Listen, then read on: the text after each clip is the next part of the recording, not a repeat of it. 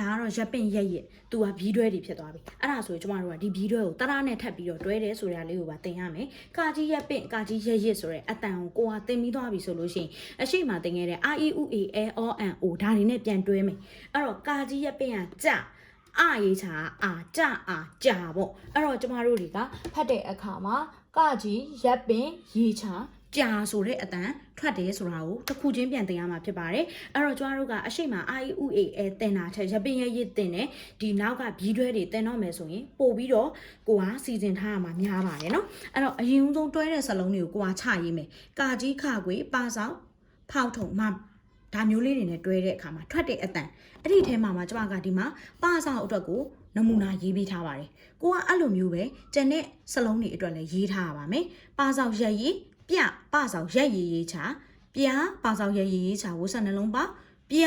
အဲ့ဒီမှာတစ်ခုချင်းစီရဲ့အသုံးကိုပါသင်မယ်ပြတယ်တရားရောက်ကိုစာအုပ်ပြတယ်ရုပ်ရှင်ပြတယ်ပါဆောင်ရက်ရေးချာပြအပြာရောင်ကိုပြောတာပါဆောင်ရက်ရေးချာဝတ်နှလုံးပေါပြ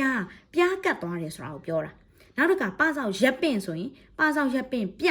မှုံပြလေးမြင်ရတယ်ပါဆောင်ရက်ပင့်ရေးချာပြရခတ်နေတာပဲပါဆောင်ရက်ပင့်ရေးချာဝတ်နှလုံးပေါပြဘီပြတုတ်တယ်ပြ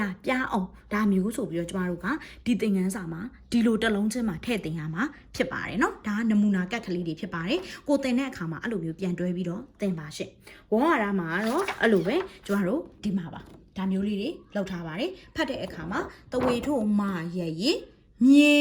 အားလုံးနေချောင်းကြီးအိုဝစ်ဆက်နှလုံးပေါအိုးမြေအိုးဒီလိုဝေါ်ဟာရကိုဖတ်နိုင်ဖို့အတွက်ကဒီဘီးတွဲကိုစောစောကကျမပြောသလိုတစ်ခုချင်းသ